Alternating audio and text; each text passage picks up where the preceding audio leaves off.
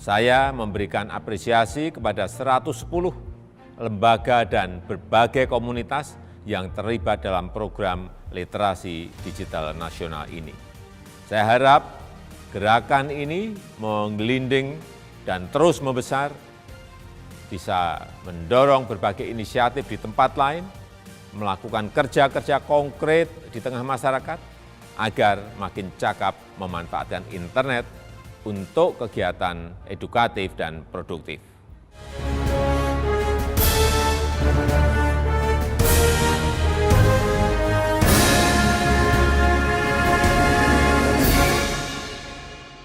Selamat datang di Cemara 19 Channel dalam program Current Issue, program informasi aktual seputar kebijakan pemerintah dan informasi yang tengah menjadi perbincangan publik saat ini.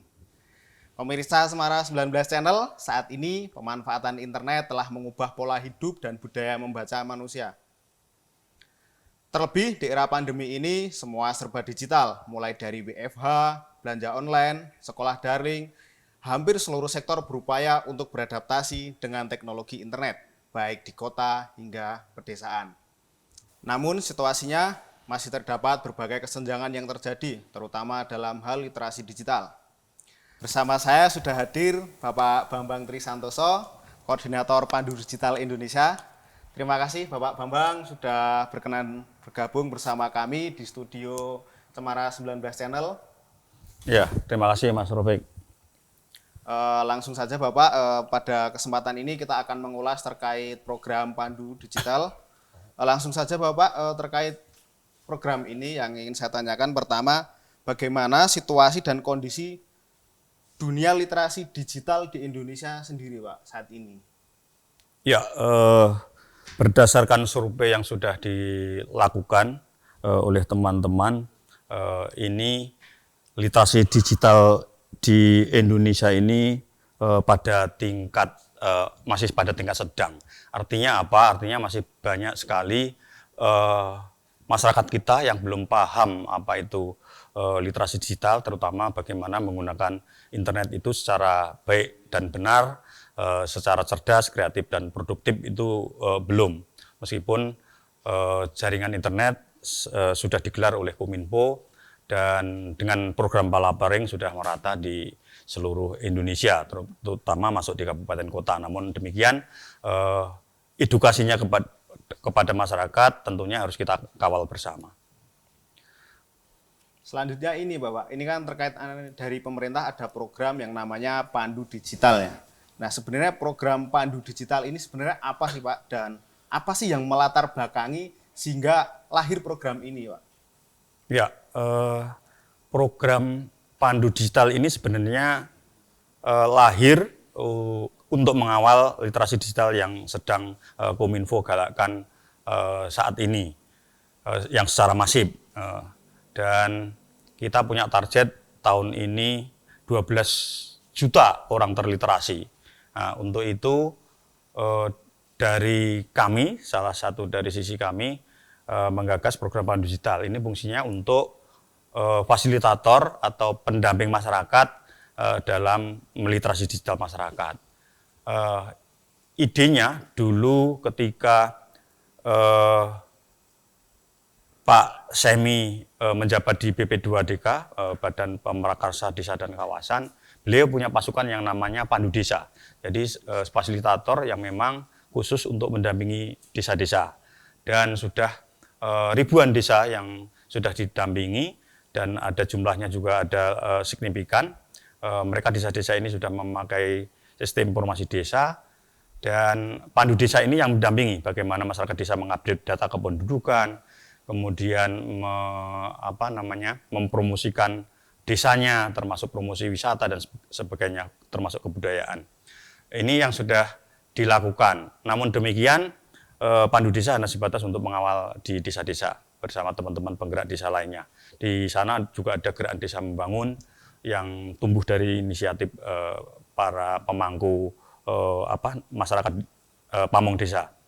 Kemudian untuk menjadi nasional dan Pandu ini bisa bergerak tidak hanya di desa, makanya Pandu Desa di-upgrade menjadi Pandu digital. Meskipun Pandu Desa juga masih berjalan secara mandiri, masih berjalan sendiri, tapi Kominfo menginisiasi adanya program Pandu Digital. Ini untuk mendampingi masyarakat sedikitnya di 4 sektor.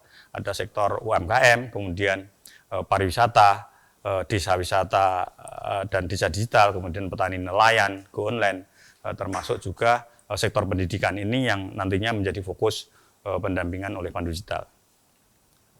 Terima kasih Pak. Tadi sudah dijelaskan dari latar belakangnya, bahkan sampai dengan penerimaan manfaat juga, siapa sih sasarannya, sektor mana yang akan mendapat manfaat dari program ini. Nah, yang ingin saya tanyakan Pak, karena tadi juga disinggung soal desa, strategi apa yang dilakukan Pandu Digital sendiri, sehingga program ini bisa mencapai atau menjamah masyarakat pedesaan tentunya gitu Pak. Karena tentunya masyarakat desa sendiri kan secara literasi digital juga masih rendah. Ya, sesuai juga ini nawacita membangun desa dari membangun kawasan dari pinggiran, kemudian juga berangkat juga dari percepatan transformasi digital. Di poin nomor 5, Pak Presiden mengatakan itu sektornya adalah peningkatan kualitas SDM. Nah, Pandu Digital ini menjadi pasukan untuk peningkatan kualitas SDM Indonesia. Selain juga program-program yang ada di Kominfo, untuk hal itu ada beberapa, ada Digital Talent Scholarship, kemudian juga ada 1000 startup digital. Nah, ini salah satunya adalah Pandu Digital. Pandu Digital ini mengapa tahun ini ditarget 10.000 Pandu Digital, karena mengingat tadi jumlah desa di Indonesia itu 78.000 lebih kalau nggak salah. Ini tahun ini baru terbentuk 10.000 Pandu ini sebenarnya baru sekian persennya untuk bisa nanti menjamah ke semua sektor yang ada di pedesaan. Namun demikian, ya tadi saya katakan ini tidak hanya khusus di desa, namun bisa juga Pandu Digital melakukan pendampingan di kota, di berbagai sektor, termasuk kalau di desa dia akan fokus meningkatkan pengetahuan SDM desa. Misalnya gini, sebelum Pandu itu terjun ke desa, si Pandu ini harus memetakan dulu apa yang dibutuhkan di desa sana. Misalnya di sektor UMKM, sebelum Pandu ini terjun ke sektor UMKM yang ada di desa, dia harus memetakan dulu di sana UMKM-nya berapa, kemudian jumlahnya ada berapa, usahanya apa saja, itu dilakukan oleh ibu-ibunya berapa, bapak-bapaknya berapa, segala macam, terus kendala apa yang dihadapi mereka. Kemudian butuh pelatihan apa, misalnya butuh pelatihan tentang pemasaran dengan menggunakan sosial media. Nanti Pandu akan mendampingi dengan pelatihan bagaimana memanfaatkan sosial media untuk penjualan, misalnya itu. Kemudian apabila pelatihannya ternyata tidak terlalu berat, misalnya ternyata ibu-ibu yang di desa itu belum bisa membuat email, ya kita mulai pelatihan dari dasar, dari membuat email dulu. Kemudian kalau dia sudah mahir, ya mungkin pelatihan tentang foto produk, terus pengetahuan tentang marketplace, pengenalan tentang payment gateway, metode pembayaran dan sebagainya. Itu kalau di sektor UMKM. Yang kita harapkan adalah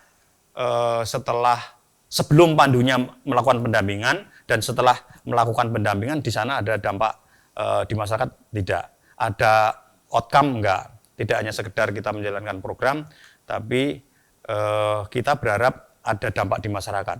Dampaknya adalah misalnya penjualan UMKM di desa itu nantinya tercatat by sistem ataupun aplikasi apa yang digunakan, kemudian laba dari penjualan masyarakat itu tercatat. Seperti kalau di Panggung Harjo, satu desanya itu sudah punya sistem informasi yang namanya pasar desa. Pasardesa.id itu mereka sudah tercatat semua di dalam aplikasi, sampai satu si A penjualannya berapa sampai berapa, dan mereka saat ini sudah miliaran, dalam satu desa itu miliaran nilai penjualannya. Itu jadi meskipun sedikit, Pandu ini kita harapkan ada dampak di masyarakat secara nyata ini.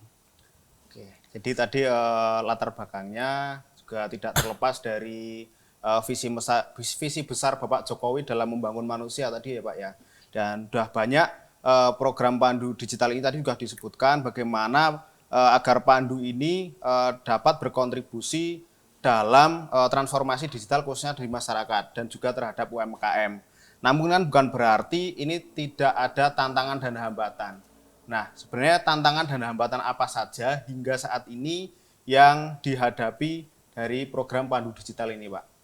Ya, tantangannya tentu saja banyak karena ini program baru dan kami juga memang baru menyusun kelengkapannya, termasuk mulai dari roadmap-nya, kemudian buku panduannya, kemudian juga kurikulumnya untuk pandu, silabusnya, modul-modul pemberdayaan untuk pendampingan UMKM, pariwisata, pendidikan, petani, nelayan tadi baru kita susun dan memang sudah jadi, tinggal nanti untuk untuk dipublikasikan ke para pandu.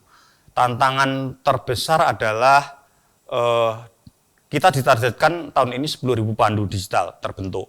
Nah, namun kalaupun sudah terbentuk 10.000 pandu ini mau diapakan? Pasti ada pertanyaan-pertanyaan dari teman-teman yang sudah tergabung menjadi pandu. Setelah saya mengikuti post test, mengikuti seminar workshop pembentukan pandu, dan saya sudah lulus menjadi badge merah karena di dalam pandu tadi ada tingkatan. Jadi ada pandu digital Purwa itu badge merah, pandu digital Madya itu badge biru, kemudian pandu digital Utama itu badge hitam.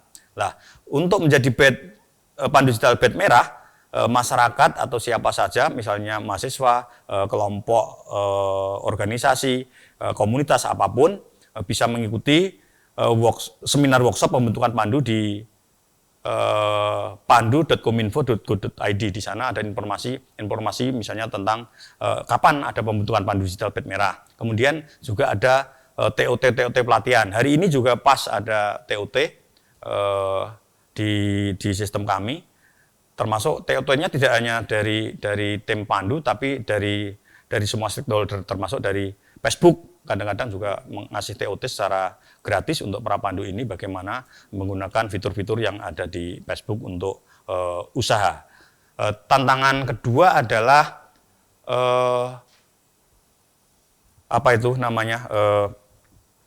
masyarakat sendiri, kemudian juga pemerintah daerah. Terus terang, program ini belum kita launching secara masif dan kita secara resmi bersurat kepada pemerintah daerah termasuk provinsi, kabupaten, kota untuk menjalankan program pandu digital ini.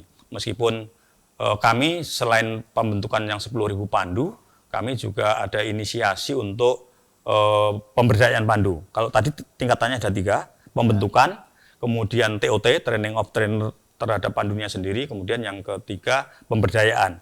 Nah, karena pandemi selama ini kita masih menggunakan sistem online. Tapi kadang-kadang kita juga hybrid online dan offline karena di beberapa daerah memang yang zona hijau sudah bisa untuk melakukan pembentukan maupun pendampingan pandu secara offline.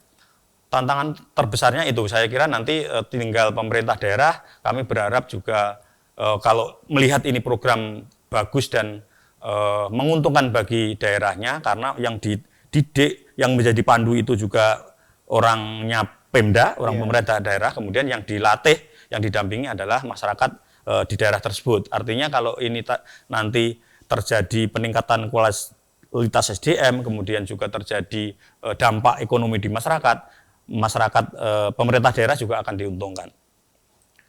Baik, jadi tadi ya terkait dengan hambatan dan tantangan sudah dijelaskan bahwasannya ada emang beberapa hambatan yang saat ini karena emang ini program baru ya Pak ya. Selanjutnya ini Pak, kita kan di Indonesia punya nilai-nilai luhur, salah satunya sopan santun dan tepo seliro. Tetapi di Indonesia hari ini dengan adanya sosial media, mungkin Twitter, Instagram, kita itu seakan-akan hilang itu loh Pak, nilai-nilai luhurnya. Saya mengambil ada beberapa penelitian kemarin yang sempat viral di Indonesia ini, netizennya atau masyarakatnya ini menjadi netizen paling tidak sopan Pak. Padahal Indonesia sendiri mempunyai nilai-nilai tepos liro, unggah-ungguh, sopan santun, nah itu kan. Itu bagaimana Pak ke depannya? Apakah dengan meningkatnya literasi digital ini tidak akan mengikis nilai-nilai tersebut, Pak? Ya, justru tadi kalau memang masih banyak orang yang belum terliterasi, makanya Kominfo melakukan literasi digital secara besar-besaran dimulai tahun ini. Yang saya katakan tadi targetnya 12 juta orang terliterasi, ini termasuk tadi untuk bagaimana memberikan pemahaman kepada masyarakat, bagaimana menjadi netizen yang sopan, yang baik, bagaimana menjadi pengguna internet yang tidak menyalahi aturan, terutama terhadap UU ITE. Di sana kan banyak pelanggaran-pelanggaran yang secara tidak sadar mungkin dan tidak tahu masyarakat mengunggah atau status ataupun apa yang ujaran kebencian tidak boleh, kemudian yang berbau pornografi tidak boleh, Hoax juga ya? Kemudian yang hoax juga tidak boleh, dan segala macam termasuk pornografi dan perjudian. Ini hal-hal yang dilarang, masyarakat harus juga tahu. Di sana bisa di-searching tentang UU ITE, apa-apa yang boleh, apa-apa yang tidak boleh, sehingga masyarakat tidak terjerumus untuk berurusan sampai ke ranah hukum. Ini yang juga perlu edukasi kepada masyarakat. Makanya melalui literasi digital masyarakat diharapkan masyarakat tahu memanfaatkan internet secara baik dan benar. Terakhir Pak, terkait dengan soal literasi digital, mungkin Bapak ada pesan atau himbauan kepada masyarakat dalam menghadapi era digital dan partisipasi masyarakat dalam meningkatkan literasi digital masyarakat sendiri, Pak?